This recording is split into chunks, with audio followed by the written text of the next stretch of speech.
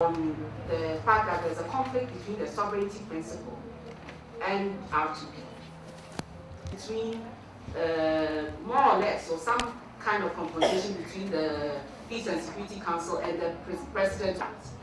Dr. Deso stated specifically the issue that we should look at the early warnings, so does not seem to have an operational reality.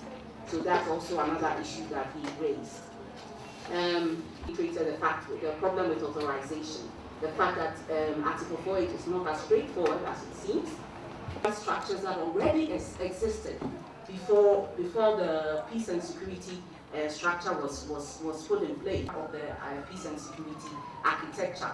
And he mentioned that the International Criminal Court, because we are dealing with serious human rights. So these are some of the key issues that have come up. Just before we go, and maybe somebody from and one of us, I think I will take seven, give them an opportunity to respond, and then we will go for another round. So first 7, please. Yeah, it's not 7 yet. There's Ray. And there is a lady behind. When we do not implement them in a way that would translate into practical realities that would impact on the lives of our people. And so I ask, what kind of mechanism does the AU have to ensure that states comply with all these mechanisms that they have, especially when they do not have an enforcement structure, and especially when the leaders themselves have formed themselves into a kind of brotherhood that cannot look at the next leader and say to him in the face that what you have done or what you are doing in your country is not right. Thank you, Bernadette. I like your comment goes to the first speaker, who mentioned something very encouraging. The AU Eminent Persons panel and the panel of the wise have formed a relationship with the peace and security organs of the regional economic communities. I just want to ask, how is that relationship faring, and what are the mechanisms that allow that relationship to work? And is there room for civil society engagement with the panel of the wise, but the peace and also the peace and security organs of the regional economic blocs? Thank you. To answer a bit Nana's request for civil society engagement exercises with the AU Commission, and give you a short example of our work with the Commission and how it's going where it is. The Auschwitz Institute offers government assistance in setting up governmental structures for mass atrocity and genocide prevention. And our work has mostly been in places around the world on a bilateral basis, setting up national committees, national mechanisms, however you call them. It's regionally dependent on genocide prevention. And after the AU Commission observed the processes taking part in Latin America, we started a dialogue that was about how the Auschwitz Institute and the AU Commission could work together to start similar processes and strengthen structural prevention policies in its member states. So the result of that was an MOU, which was signed last year, and now the AU Commission and AIPR are working on a yearly work plan that is mostly targeted towards creating structures nationally, and is very much, I think, answers a bit, gives a minimal partial answer to Ibrahima's concerns and the meeting with the legal framework. It tries to generate the political will through an exercise, routinization of bureaucratic exercise of prevention that is inward-looking, so that translates also to regional action and to a more consistent activity at regional and continental level. The cooperation is very much dependent on bilateral programs with actual states, and interestingly enough, the states are very quick to embrace this process, and they are fairly good at dedicating their own resources to it. I think the success that is what this success is caused by is the extreme localization of what prevention looks like and the actual assessment of risk that is done by the existing human rights institutions locally. My short example. Thanks. Thank you, Tibi. Why is it very difficult for the AU in particular to accept the word responsibility to protect? Every single time you speak, I serve on the steering committee of R2P, and every time you speak to the members of from African governments, be it at the New York level or even at the AU level, the biggest question is that they don't want to speak about the word R2P. Do they have a hate relationship with the word R2P?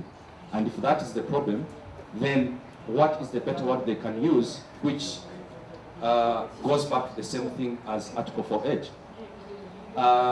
Maybe someone here might help us understand that quagmire.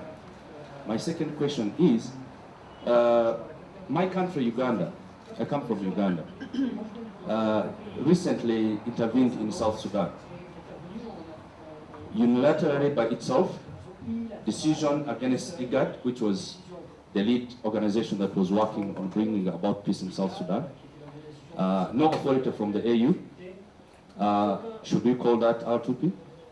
Thank you. Madam, you jumped the queue. Oh, sorry. I want to congratulate all the panelists, and I thought that the interventions were very, very clear. But I have a very short concern about the civil society engagement. I think the last intervention is put a little light on that. But I still believe that the structures at regional and sub-regional level have somehow brought a confusion in most of the civil society organizations in understanding on how all these mechanisms are functioning and what is the way they should engage efficiently. I remember last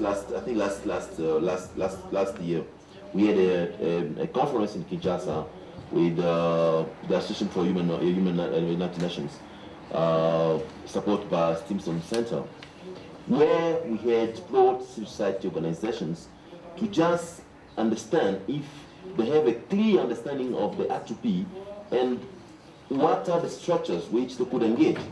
So we came to understand clear that they do not understand exactly who they should talk to, how they should go about it, and what kind of messages they could bring. So if we want to engage civil society organizations in this dialogue, it's important for us to understand that we need to start by explaining them exactly how it works, what are the structures involved, and who they should talk to. We have people coming from different countries to the African Union Summit with the thinking of advocacy for certain things. They will spend the whole week without knowing exactly in which office they should enter, to whom they should talk. They will waste money, they waste time, and then they go back. Does it help? Not at all. So there is a big problem that we should not escape.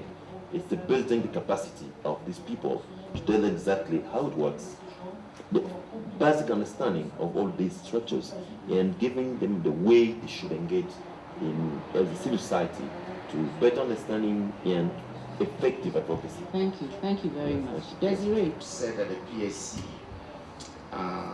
has the primary responsibility for peace and security in Africa.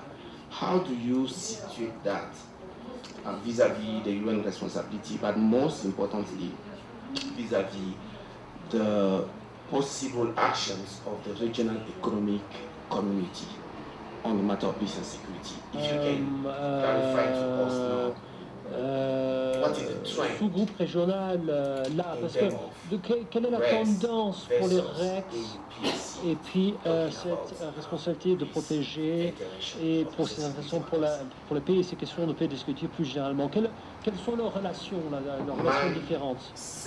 Et puis ma question seconde est comment est-ce que l'UA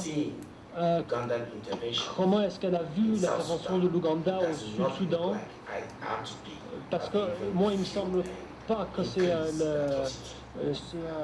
relève de la responsabilité de protéger, mais au contraire, ça jette de l'huile sur le feu. Est-ce qu'il y a des officiels ici qui voudraient commenter sur ce thème? Voilà, merci. Et mon dernier point, c'est bon, une contribution sur l'engagement de la société civile. Il y a un cadre qui a été établi qui vient s'opposer sur l'article 20 du protocole.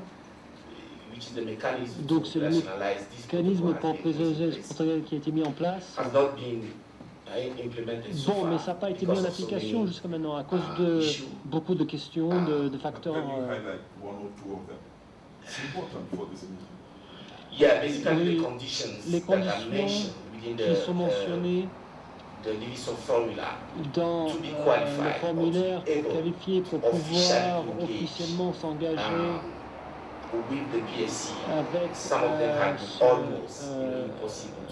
obligation de protection. Écoutez, les sociétés n'ont pas pu remplir ces critères parce que ça nous amène à la collaboration qui a vraiment eu lieu avec les sociétés, mais ça a été surtout informel. Oui, bon, il y a des histoires de réussite, de coopération avec la sécurité et de paix et de stabilité, les sociétés, par exemple. Le bureau des affaires politiques, oui, ça a été fait, mais ça a été informel. Vous avez mentionné ce rapport d'entente qui a été fait par des ONG, c'est oui. Donc on a le statut d'observateur au sein de l'UA, tout ça, oui, tout c'est bon. Mais il était presque impossible d'officialiser ça. Écoutez, il va y avoir une rencontre, un meeting à Lesotho février pour regarder le Premier Livingstone. Je ne sais pas ce que les gens ici présents savent de cela, mais il y a encore la possibilité de demander une invitation. Je crois que c'est une opportunité très importante pour regarder de façon rétroactive sur les problèmes sur ce problème qui va être donc réuni en février par le gouvernement de Lesotho. Lesotho, donc il peut être important de rapprocher ou le gouvernement de Lesotho ou le directeur CIDO au sein de l'UA pour requérir une invitation. Voilà, merci. Je suis de la République du Sud-Soudan. J'ai trois questions. La première est que la Commission de l'Union africaine,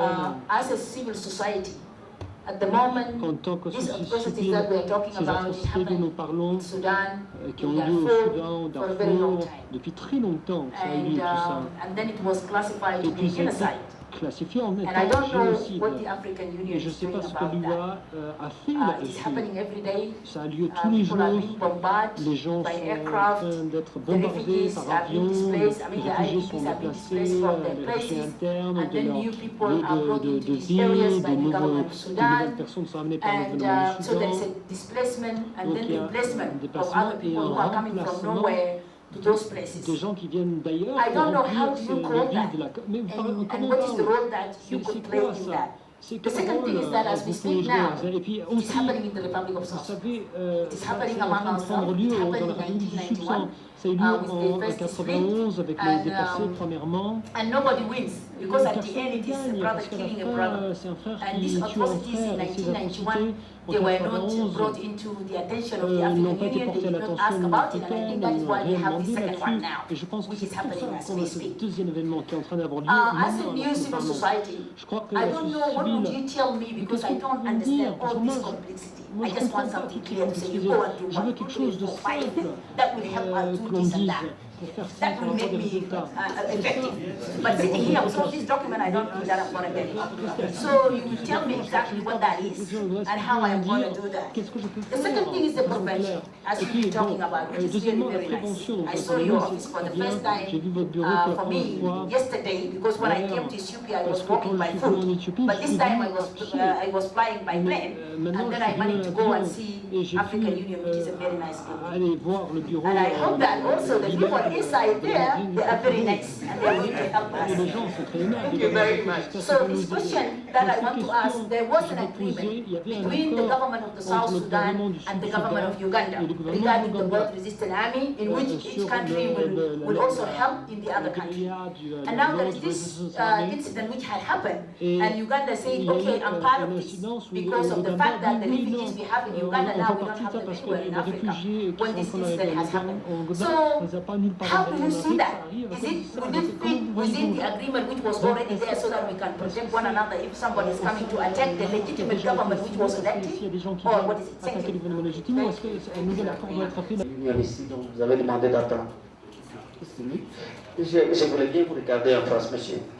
Je peux vous poser trois petites questions. La première, vous mettez des mécanismes en place et vous nous parlez des stand-by force, ou une force d'intervention, je ne sais pas moi si vous l'appelez rapide, en attente. Et elle est virtuelle. Je ne l'ai jamais vue en forme réelle. Et vous pensez nous protéger et intervenir. Comment est-ce que vous pouvez intervenir avec une force virtuelle qui n'a pas encore pris une forme, comment je peux dire, formelle, ou qui est inexistante, en d'autres termes? D'abord, je me dis que ça fait une honte pour un continent comme l'Afrique. Il y a des juristes, c'est une institution qui a duré beaucoup d'années, et croire qu'en écrivant un petit texte, qu'on va former une force en attente, et qui n'existe pas, qui n'a même pas de moyens de sa politique, je pense que nous sommes encore à des centaines de siècles d'intervention et de protection de la population. Ça, c'est un. Je voudrais vraiment avoir votre commentaire à ce sujet. Puisque le cas du Congo, c'est un cas concret qui est là, avec 5 millions d'habitants, et l'Afrique n'a jamais fait, n'a jamais rien fait. La deuxième question, c'est ce manque. Il y a un deuxième intervenant qui a parlé de ce manque d'articulation. C'était vous, monsieur Solomon, qui avait parlé de manque d'articulation de cet article 4H sur la manière de sa mise en application concrète sur le terrain. Et je suis en train de me poser la question ceci. Est-ce que c'est fait degré pour que ça puisse rendre l'Union africaine une institution inefficace ou qui ne sait pas réagir pour protéger ses citoyens? Ça, c'est la deuxième question. La troisième, c'est aussi encore et encore une fois ce manque de clarité ou d'incohérence entre le pouvoir confié au Conseil de paix et de sécurité, mais aussi à la présidence. Moi, je me dis, comment est-ce que vraiment des gens, des responsables de pays et de tout un continent qui créent éventuellement des conflits ou des incohérences, est-ce que c'est fait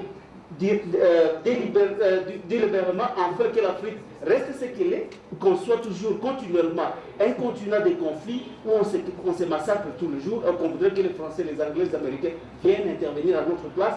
Moi, je me dis que c'est une honte pour nous.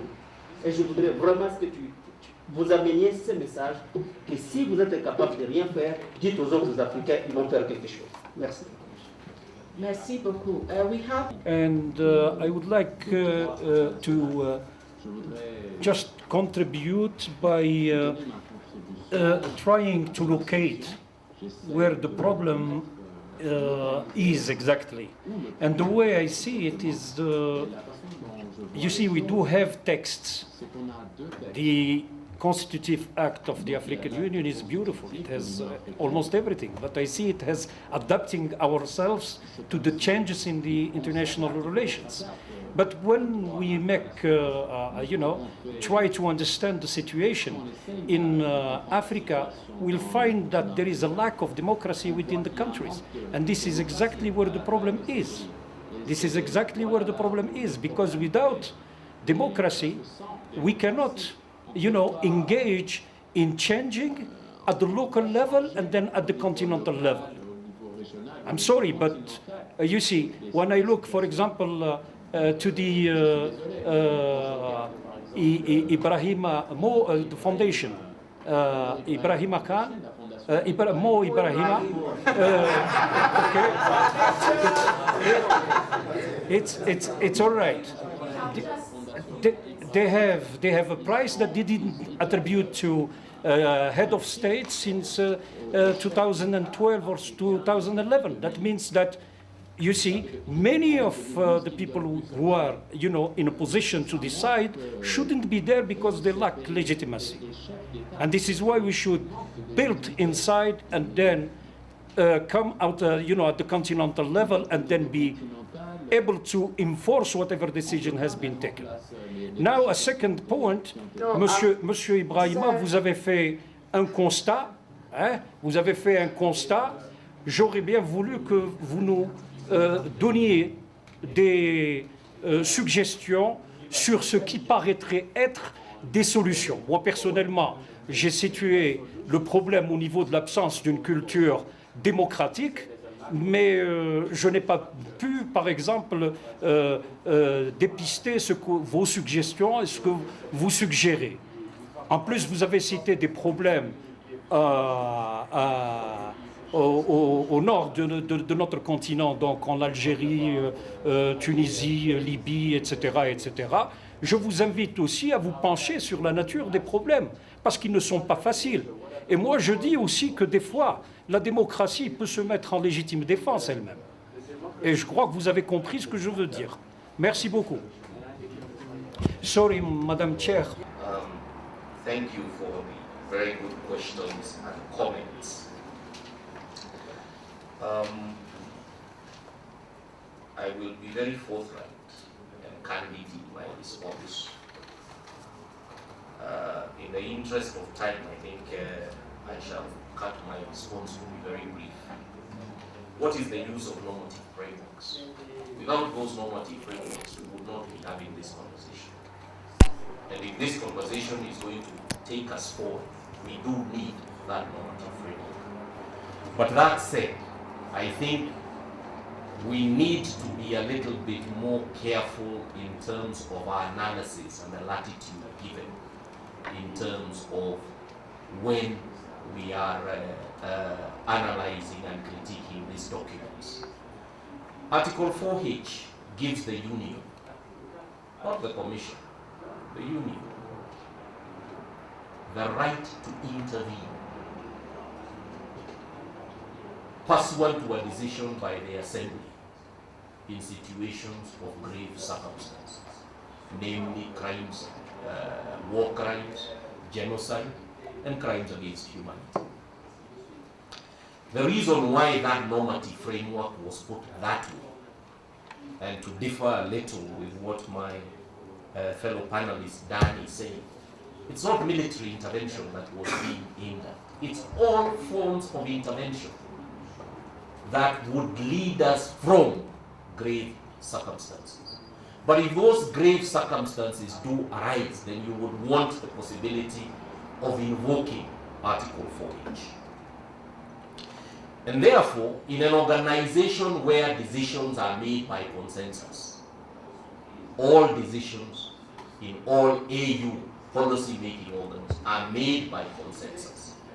You do need these normative frameworks that give you the latitude to first and foremost bring these issues to the attention of the policy organs so that they can be discussed and perhaps decisions can be made on how to deal with certain circumstances.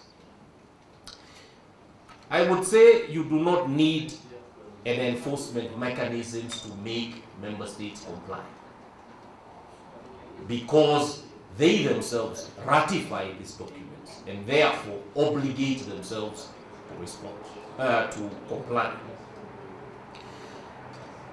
I would say the other one of African leaders forming a brotherhood, I think this is not new. And I think since we are already in the room, in terms of policy making, in terms of policy formulation, in terms of implementation of Article 4H, Let us go into what we can do to strengthen capacities, build institutions. When they do meet, and when they do meet on certain issues, there is a very frank discussion that occurs in that room. Unfortunately, it is under the closed session. And perhaps to give you one example is the report of the African Commission for Peoples and Human Rights, which is presented directly to the Assembly. So it's not outside the architecture. They were given the responsibility to report direct to the Assembly for a reason. And that is because, in diplomatic terms, the PSE can get deadlocked. You create a panel that can pronounce itself. You create an African Commission that can present these grave circumstances directly to the Assembly. And therefore, these avenues are there to allow the institution to deliberate and make decisions on ways of going forward.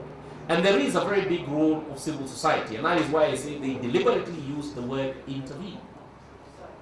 In terms of grave circumstances, you have forgotten a lot of initiatives that occur at local and grassroots level, track 2 diplomacy level, that begin to address the issue of protection in situations of armed violence.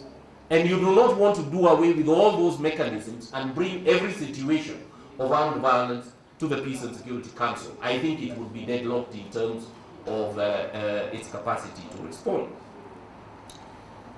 I think the person who asked the question on why does the AU not accept the terms responsibility to protect already has the answer to that question. So I will not dwell on that.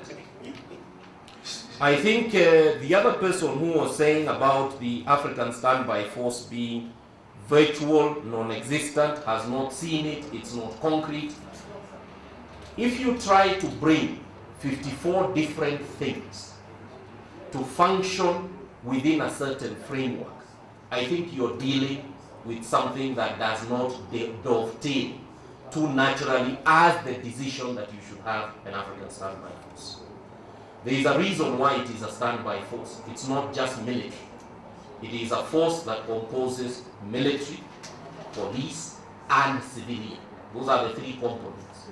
And therefore, bringing those 3 components together requires a lot of other normative frameworks that have to be in place before you can actually see an African standby force. The first review had said we might be able to have 1 regional standby force. It looks like we are going to have 4 by 2015.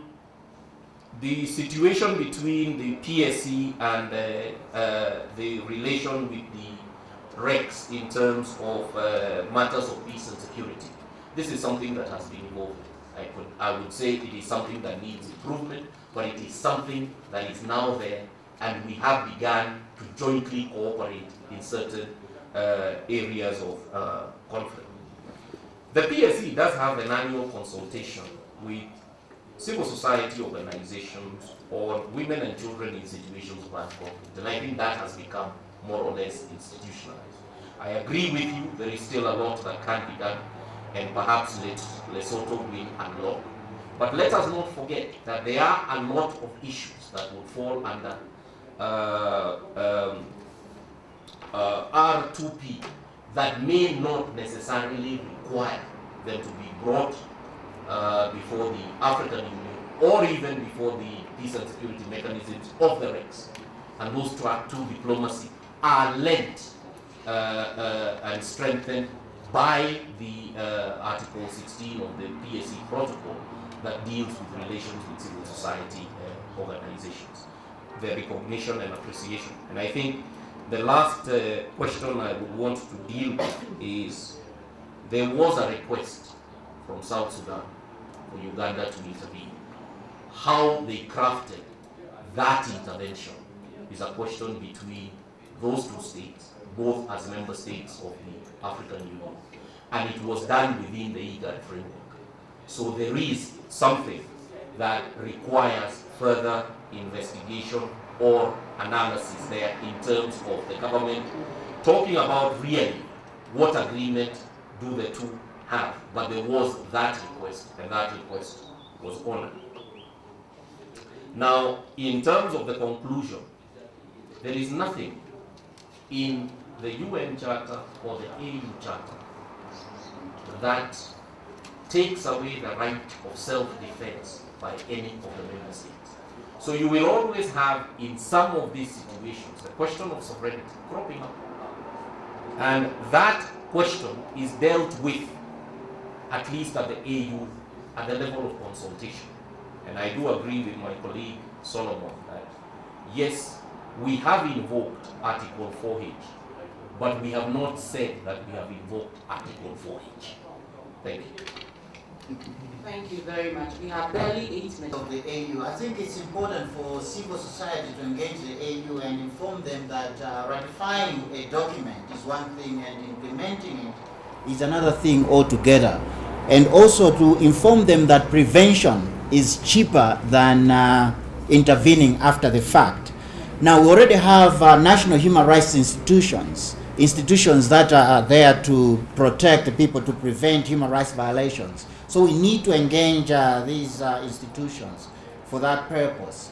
And also we need to advocate or inform states to adopt the provision or the declaration that allows civil society to take cases to the African Court of Human Rights and the African Court of Human Rights, as well as individuals should be able to take cases to the African Court of Human Rights. And then the question of the African Union not accepting the responsibility to protect, I think it's a question of understanding. The starting point should be to inform our leaders that sovereignty entails responsibility. And the issue of responsibility to protect is basically to protect the populations at risk, not regime change. This is where we need to condemn institutions like NATO if they sidestep the mandate that has been given to them. I think we also have that responsibility to correct issues. Just to add a footnote to what Charles said, I do agree that the debate as to what intervention entails is still ongoing. Article 4H is not clear as to the meaning of intervention, but if you look at the phrase grave circumstances, and if you look at the thresholds, war crimes, crimes against humanity and genocide, it would be naive to think that intervention actually means diplomacy in those circumstances. That's why I would strongly suggest... It would mean preventing arriving at grave circumstances. We can have that debate another day. Thank you. Les institutions ou les organes de l'Union africaine doivent prendre leurs propres responsabilités et jouer leur rôle. Et à cet égard, je citerai par exemple le travail que la Commission africaine des droits de l'homme et des peuples a fait récemment. L'article 58, comme je vous l'ai dit, était pratiquement inefficace, pratiquement inutile. Mais la Commission est parvenue, à travers une interprétation assez intelligente de son règlement intérieur, à lui donner vie. Par exemple, la Commission dit, désormais, de mon propre chef, quand il y a des violations graves et massives, je vais saisir la Cour africaine des droits de l'homme si l'État en question a ratifié le protocole sur la Cour. Donc, en plus aussi, la Commission africaine a mis en place des mécanismes au travers desquels le Conseil de paix et de sécurité est informé de la situation de violation des droits de l'homme dans le pays pour l'amener à intervenir d'une certaine manière. Donc, prenant en compte les dispositions de l'article 58, mais aussi l'article 19 du Conseil de paix, du protocole sur le Conseil de paix et de sécurité, la Commission est arrivée à jouer ce rôle important. Et je pense que si beaucoup d'institutions africaines, le Comité des droits et du bien-être de l'enfant, les autres structures font la même chose, au moins on aura fait un premier pas dans cette direction. Et la deuxième destination, et c'est là où je vais en terminer, c'est amener maintenant une cohérence dans l'intervention des organes de l'Union africaine. Je vous donne juste deux exemples. le mécanisme africain d'évaluation par les pairs, 2 ans avant les élections du Kenya, avait dit clairement dans ses rapports qu'on s'acheminait au Kenya vers une situation de conflit ethnique. Si on avait pris au sérieux ce rapport, il n'y aurait pas eu les milliers de morts. Si on avait pris au sérieux le rapport du MAEP sur le Mali, où le MAEP avait clairement indiqué que le Mali avait une démocratie factice, inexistante, et qu'il fallait remettre des institutions démocratiques dans ce pays, on ne se serait pas trouvé dans cette situation. Donc, de mon point de vue, le travail qui devrait être fait, et toutes ces institutions-là ont des relations avec le Conseil de paix et de sécurité, ont des relations avec les autres organes de l'Union africaine. Il n'y a pas encore ce degré de cohérence dans l'intervention des organes et institutions de l'Union africaine. Et ça devrait se faire. Et le dernier point, peut-être, juste une petite note sur la société civile. Vous savez, pour le moment, ce qui est en train de se passer sur le continent, c'est que seules les organisations de la société civile qui ont les moyens ont la possibilité d'accéder à l'Union africaine. Alors qu'on parle d'une Union africaine des peuples, d'une Union africaine des... Et donc, on devrait changer la méthode de travail. Et donc, j'espère que la réunion de février nous amènera d'abord à enlever cette condition de 50% des ressources, parce que l'Union africaine elle-même n'arrive pas à s'appliquer les 50%. Le budget que l'Union africaine a exécuté l'année dernière, 53% des ressources de l'Union africaine viennent de l'extérieur. Et comment donc pouvoir imposer aux organisations locales en leur disant, si vous voulez me contacter, il faut que vous ayez 50% de votre ressource qui vient en Afrique. Et tout le monde sait que les États africains n'ont même pas ces ressources-là. Donc, je pense qu'il est important, si on veut que la société civile africaine arrive à vraiment travailler en étroite collaboration avec ces, qu'on mette en place des conditions minimales, pas des conditions maximales. Si on met des conditions minimales, le dialogue se fera et peut-être qu'on ne se retrouvera pas plus dans la situation de la RDC, parce que beaucoup d'organisations utiliseront les mécanismes d'alerte, utiliseront les autres mécanismes pour arriver à cette solution. Voilà ce que je voulais dire. Merci. Thank you very much. Very interesting questions. The question of Uganda's intervention in South Sudan, I think really we should feel a little bit concerned with the regional countries basically playing the kind of role that they played, as you recall, whereby if you ask a question of who should assume responsibility for the mess and the destruction and the mayhem that took place in Central African Republic, obviously part of the blame and the responsibility should lie on the neighboring countries in the region. For it is them who, because of their dislike of Bouazizi, because they want to see him out, that they allowed Seleka to take over, despite the fact that they don't have any control whatsoever on Seleka. And they didn't exercise any control whatsoever on Seleka. And this trend is being reinforced with Uganda's intervention in South Sudan. What in the hell is really going on in this continent? It looks like that,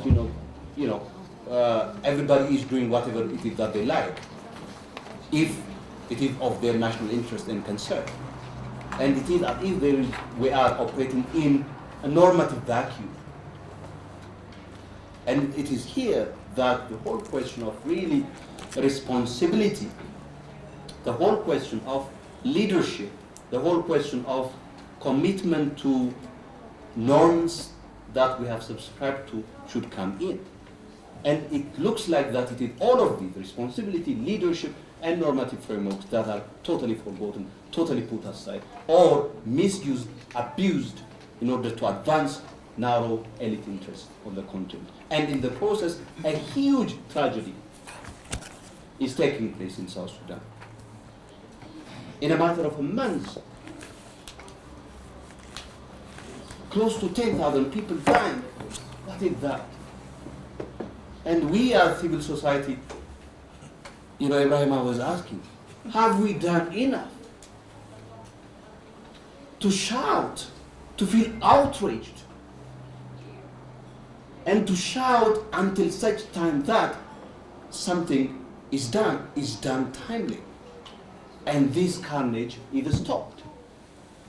Have we put this issue high on the agenda? Have we insisted on whoever can act that they should be acting, that they should be acting now, that this is how they should be acting?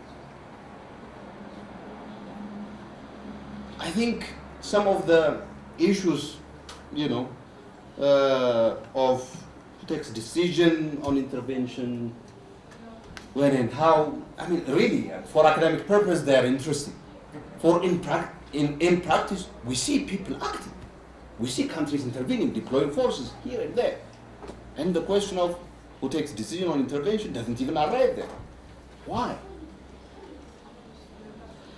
So there is a fundamental problem that we need really to address here. And this new trend that is emerging of neighboring countries doing whatever it is that they like in a conflict situation in their turf, I think it's a very dangerous trend that would totally reverse all the investment that is put into the African peace and security architecture, and that would, of course, put in the credibility of the architecture itself into question. It looks like that every country is willing and able to do whatever it wants to do, but when it comes to actual protection of people at risk of violations, nobody takes responsibility. Nobody is willing to deploy. And that is where I think we have a very serious problem. We have a problem of clean politics. We have a problem of responsible politics on the continent at the moment. We have a problem of nobody taking responsibility for anything. Nobody giving leadership, really. Rising above narrow elite interest or narrow national interest. And that unity, that sense of responsibility that drove the transformation of the OAU into the African Union, it looks like that. It is something that has gone by long ago, and African countries not really doing what they're supposed to do, and therefore in the process we allow ourselves to take no action or to take ineffective action, leading to external actors, of course, acting, and then we start to scramble thereafter. We are already infringing on people's human rights to food. It's good that we have the framework, we have the institutions and structures that are being set up, but there are still challenges. We need some more clarity, we need more coherence, we need capacity building for the institutions, we need financing for the work that has to be done. Still that we need to also engage the policymakers and the ones who make the decisions where they are. And so it's IT organizations as possible that have an interest in this, will have the resources they need and everything to represent the civil society sector. Thank you very much, everyone, for this. There's another lunch facts, important information. So we're here too. Can we leave this? I would think, where's the gentleman? Yes, we locked the room. Okay. Yeah.